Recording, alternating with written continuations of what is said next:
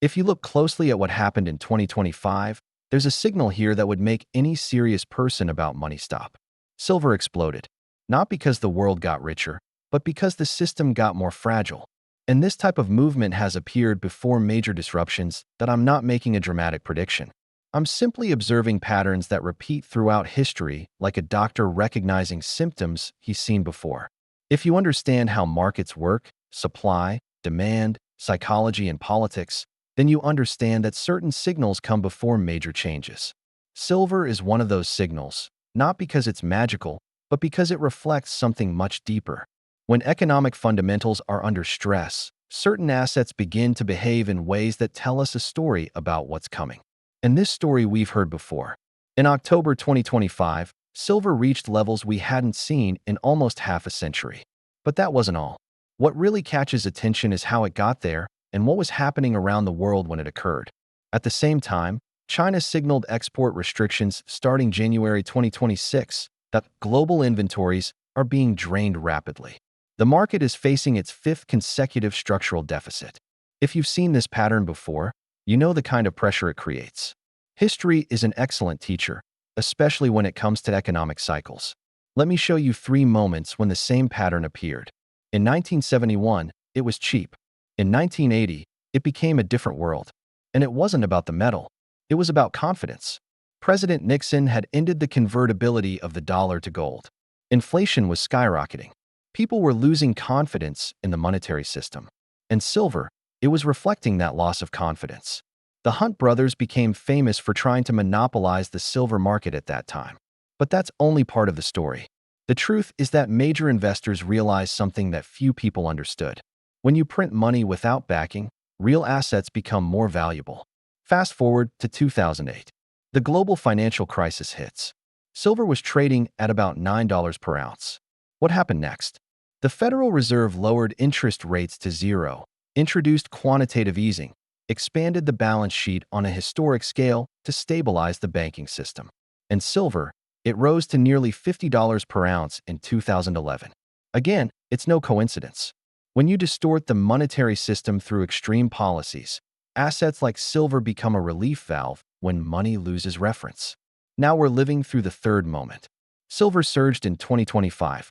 It reached levels we hadn't seen in decades, and the conditions surrounding this rise are remarkably similar to the 2 previous periods. We have growing geopolitical tensions, extreme monetary policies that continue, massive fiscal deficits, and for the first time in decades, a serious question about the dollar's role as the world's reserve currency. The difference this time is that we're not just dealing with a national monetary crisis. We're dealing with a transition in the global world order. China is consolidating its control over critical commodities. Russia is being forced out of the Western financial system, and countries around the world are questioning whether they want to continue depending on the American dollar. In this context, silver isn't just an asset. It's a thermometer of international system stability. To understand why silver is reacting this way, you need to remember some fundamental principles about how the economy works. First, everything in the economy is cyclical. There are 3 types of cycles that drive all economic activity.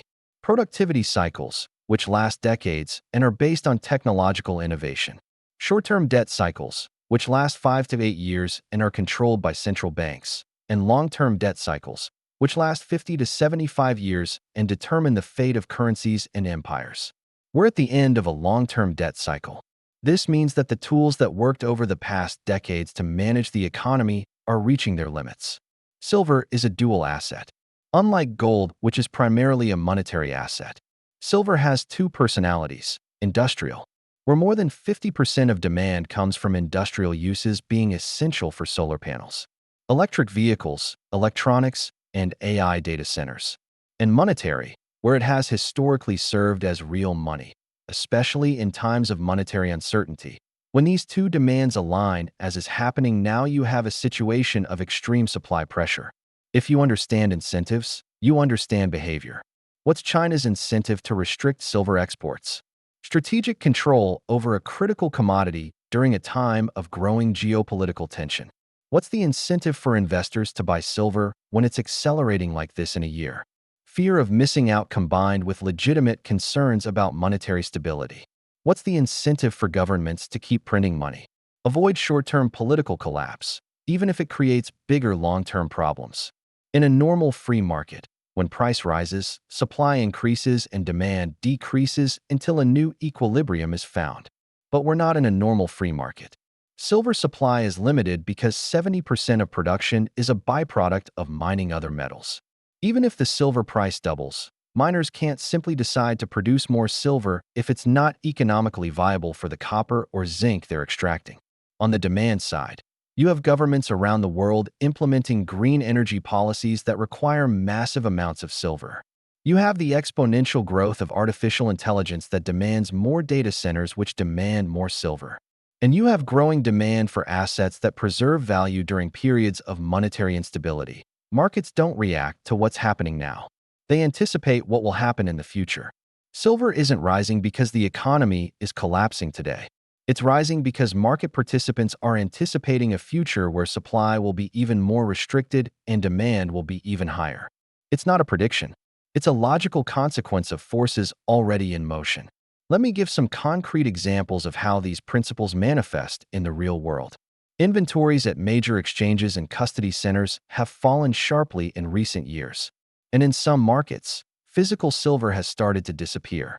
If you consume more than you produce for long enough, eventually inventory becomes the bottleneck. And when it becomes a bottleneck, price does the rest. That's exactly what's happening with silver on a global scale.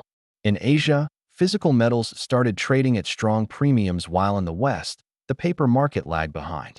This is the market's way of saying real metal is getting rare. This tells us something important. There's a growing difference between the price of silver on paper and the price of real silver. When this difference grows, it's a signal that the price discovery system is starting to break down. People are willing to pay more for physical silver because they don't trust that paper contracts will be honored with physical delivery. This only happens when confidence in the delivery system begins to deteriorate. Starting January 2026, only state-approved Chinese companies with annual capacity of at least 80 tons will be able to export silver. This effectively cuts off hundreds of small and medium exporters who have served global industrial clients. Imagine if a country that produces 30% of a critical resource suddenly said, "We're only going to export through 5 government-controlled companies." What would happen to the price of that resource in the rest of the world? Exactly what's happening with silver. Demand for solar panels is reaching global records, but the amount of silver used in each panel is falling because of high prices. It's like an industry growing rapidly while trying to use less of a critical component at the same time. Eventually, you reach the physical limits of how much efficiency you can extract. Silver-based ETFs receive huge inflows in 2025. But here's the interesting part. Many large investors are converting their ETF positions to direct physical allocation. This means they no longer want exposure to the silver price. They want the physical silver in their hands. When institutional investors start worrying about physical delivery, it's a signal that they anticipate problems in the financial system. Now, let's talk about what this really means for people like you. If you're close to retirement or already retired, you probably have most of your wealth in stocks and bonds. Historically, this has been a sensible strategy, but we're at a moment in history where systemic risks are growing. Silver surging in a single year isn't a missed opportunity you should regret. It's an alarm signal about the stability of the system in which you have your savings. It's not a prediction, it's an observation. When assets like silver move this way, it usually means other parts of the financial system are under stress. If you have 20, 30, or 40 years until retirement, you have an advantage, time. But you also have a challenge. You're going to live through a transition in the world economic order. The international monetary system that has existed since 1971 is reaching the end of its useful life cycle. This doesn't mean the world will end, but it means the rules of the game will change. Silver is signaling this change because it's sensitive to both industrial and monetary factors. Inflation isn't just about food or gas prices rising. Real inflation, the kind that really hurts your long-term purchasing power, is what happens when governments print money to finance spending they can't pay for in other ways. When an asset like this accelerates in a single year, it's partially a response to anticipation that this type of inflation is coming. Real financial security doesn't come from having a lot of money. It comes from having assets that will maintain value regardless of what happens to the monetary system. Silver is behaving like these assets behave when major changes are coming. It doesn't mean you should invest all your savings in silver. It means you should be aware that we're in a period of transition and plan accordingly.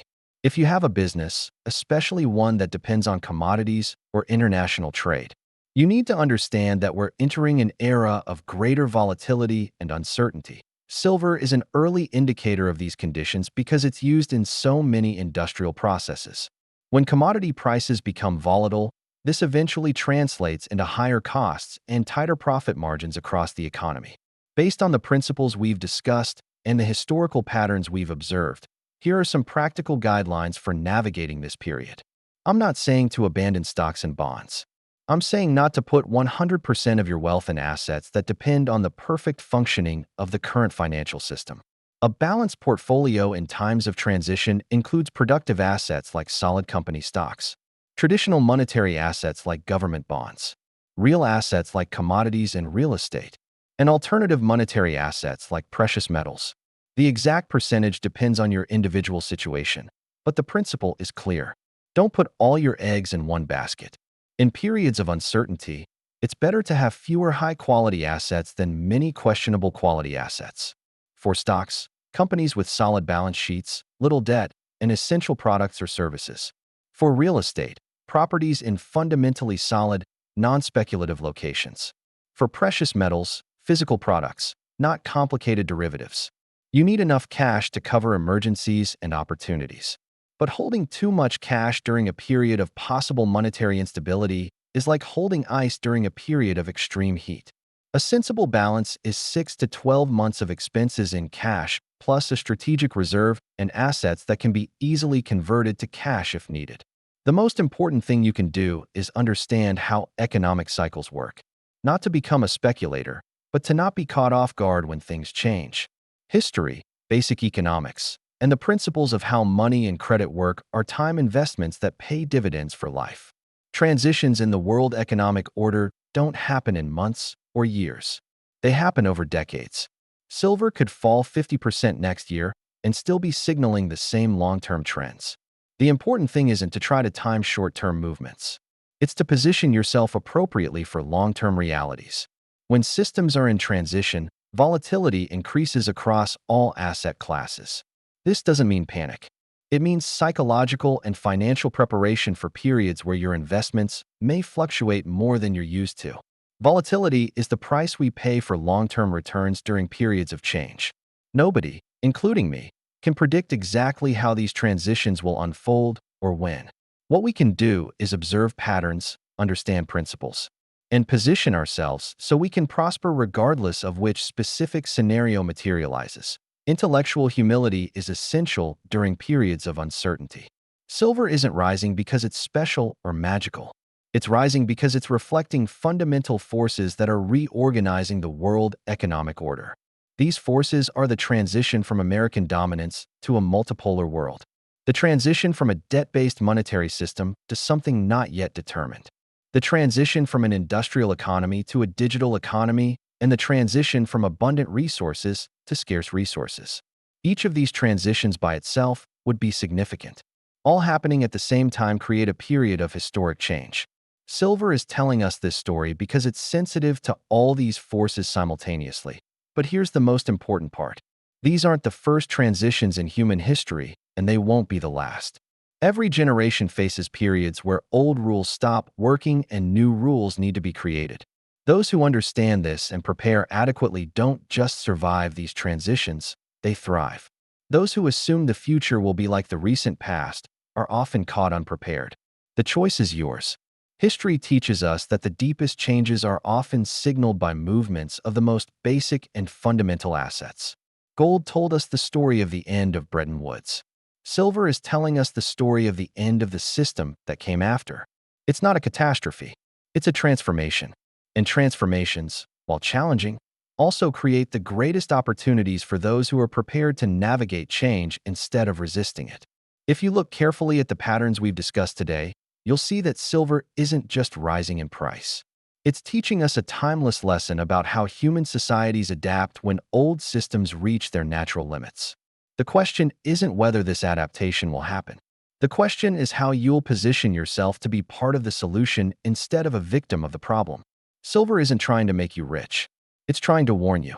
Warn you that the world you knew is changing faster than it seems.